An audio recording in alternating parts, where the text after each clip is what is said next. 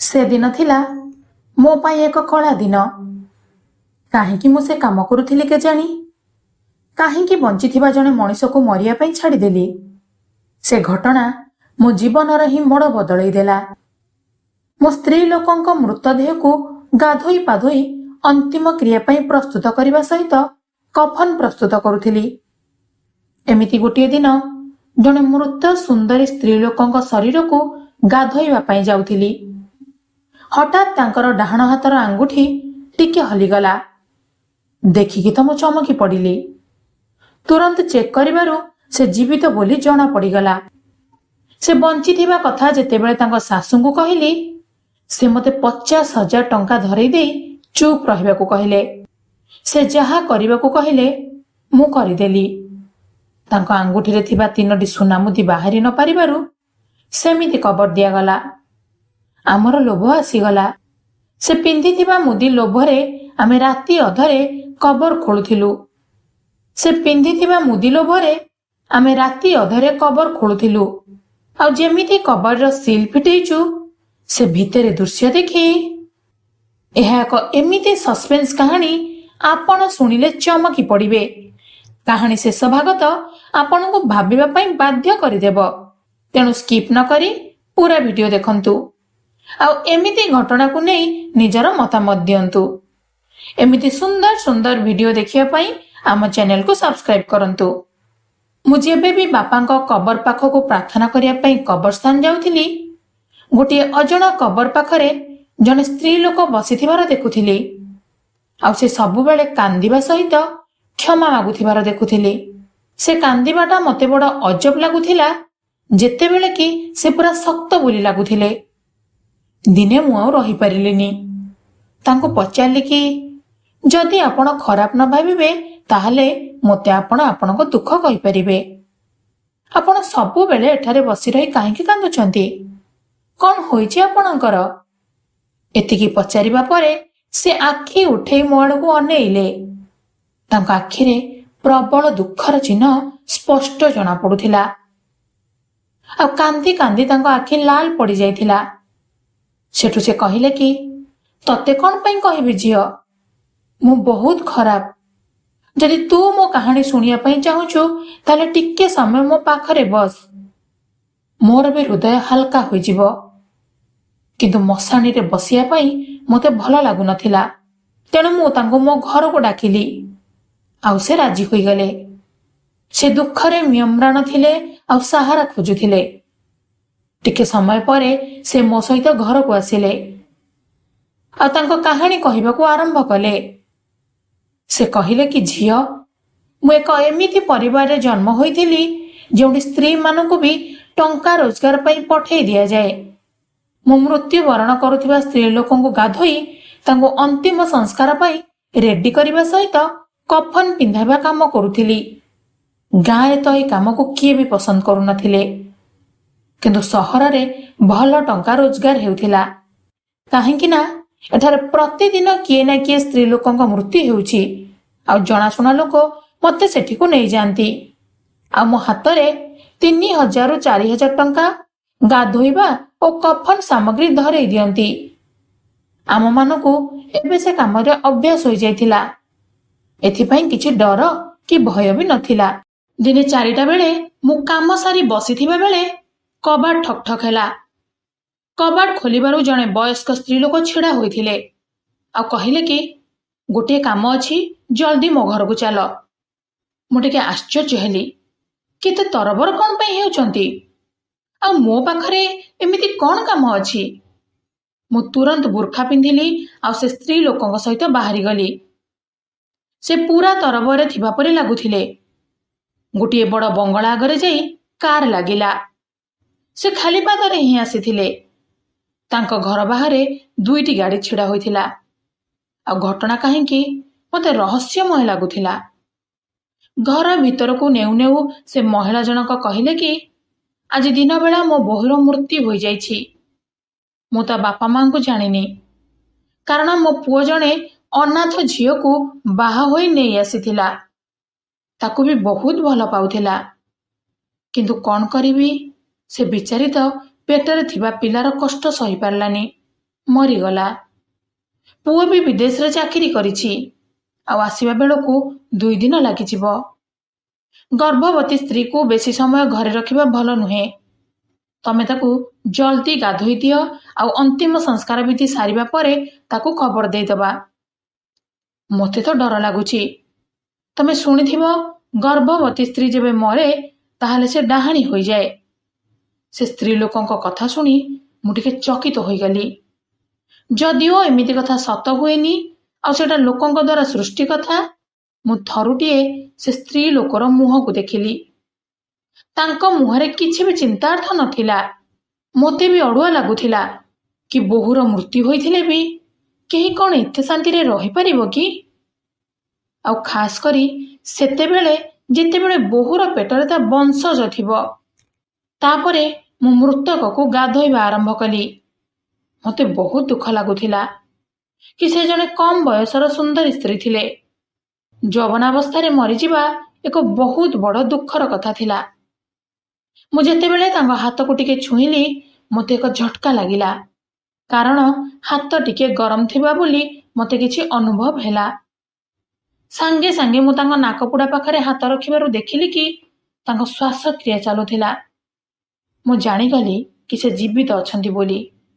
ସେ ବେହୋସ ହାଲତରେ ଥିଲେ। ଏସବୁ ଦେଖି ମୁଁ ଦ୍ୱନ୍ଦ୍ୱରେ ପଡ଼ିଗଲି। ଟିକେ ଅଟକି ଗଲି। ତାଙ୍କ ଶାଶୁଙ୍କୁ ଡାକିଲି।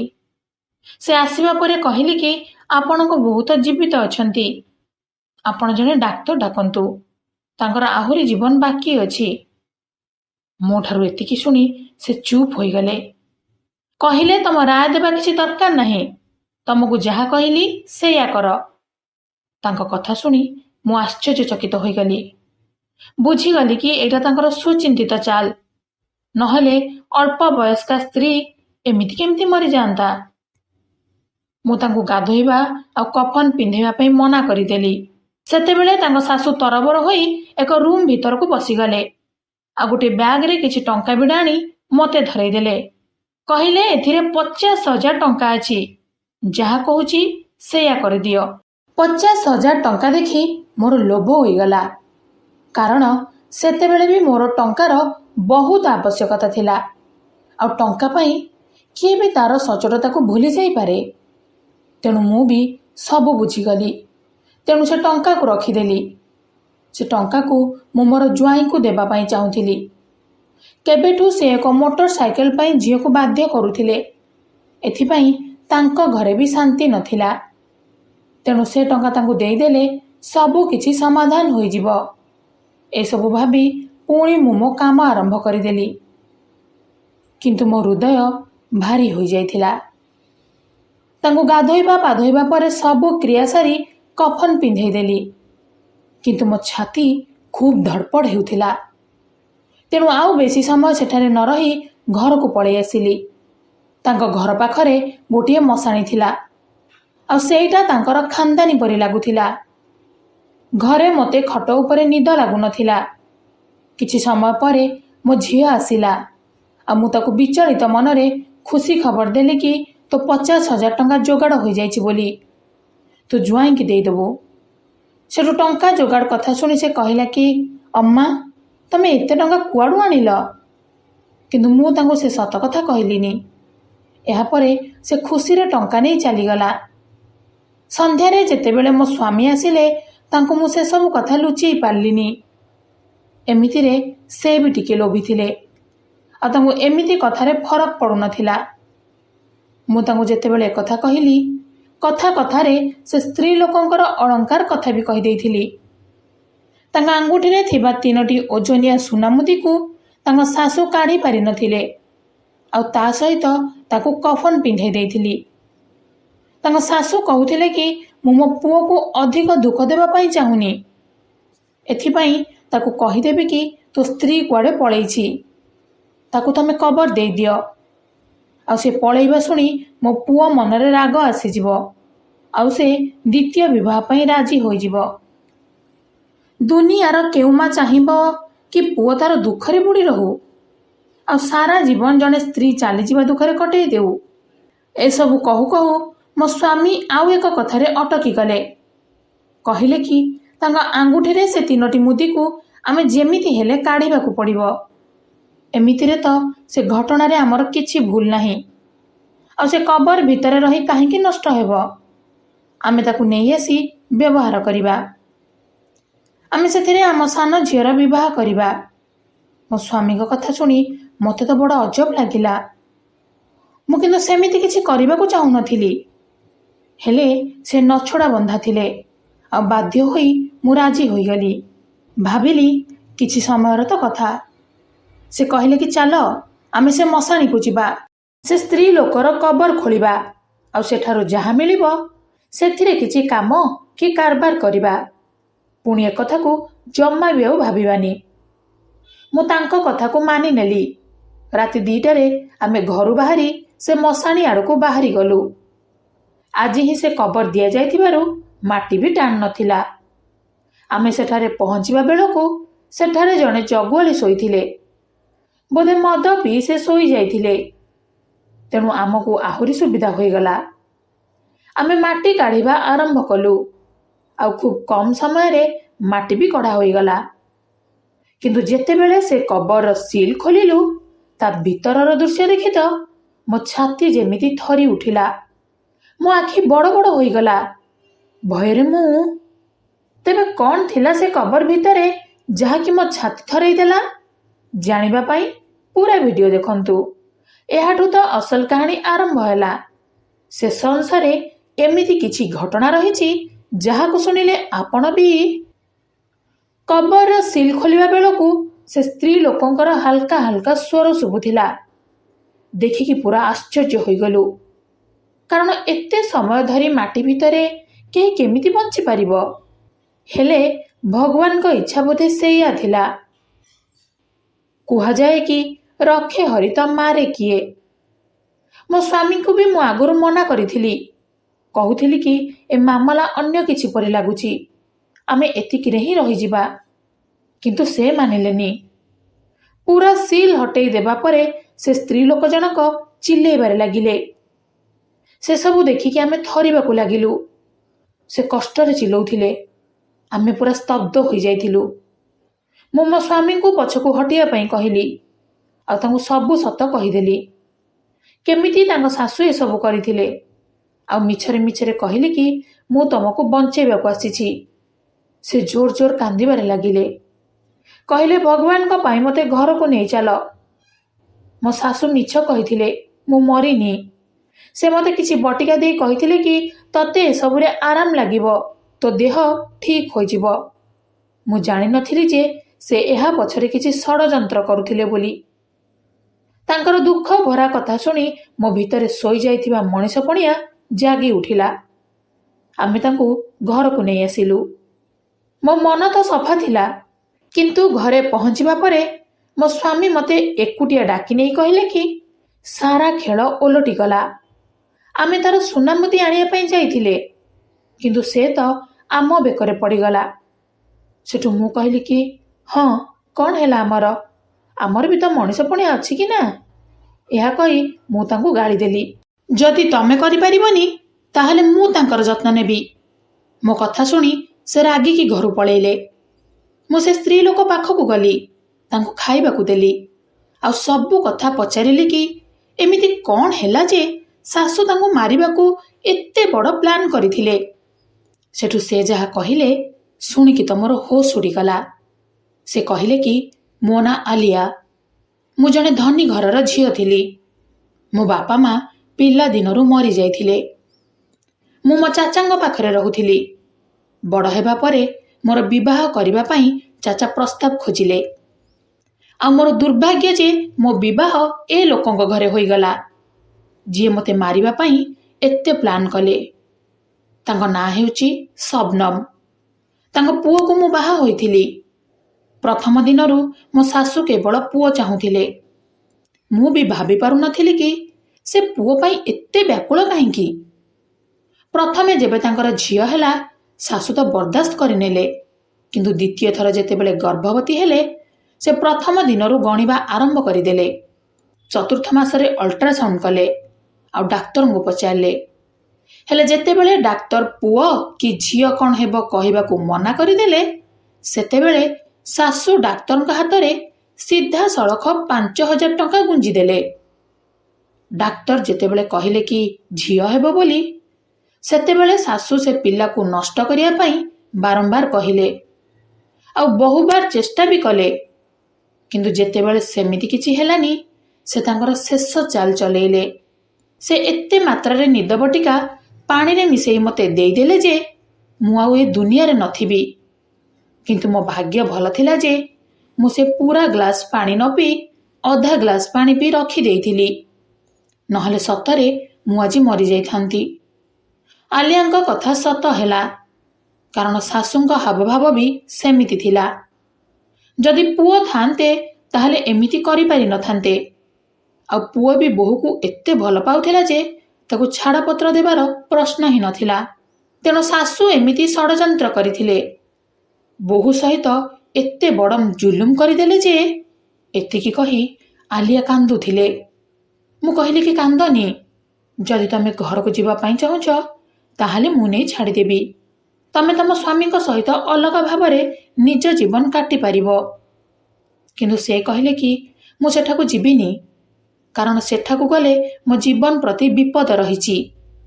ମୋ ପିଲା ଜନ୍ମ ହେବା ଯାଏ ମୁଁ କେଉଁ ସୁରକ୍ଷିତ ଜାଗାରେ ରହିବାକୁ ଚାହୁଁଛି। ଯଦି ତମେ ମୋତେ ତମ ଘରେ ଜାଗା ଦେବ ତାହେଲେ ମୁଁ ସାରା ଜୀବନ ଋଣୀ ରୁହନ୍ତି। ଆଲିଆ କଥା ଶୁଣି ମୁଁ କାନ୍ଦି ପକେଇଲି। ଏହା ଭିତରେ ମୋ ସ୍ୱାମୀ ଆସିଯାଇଥିଲେ। ରାତି ବି ବହୁତ ହୋଇଯାଇଥିଲା।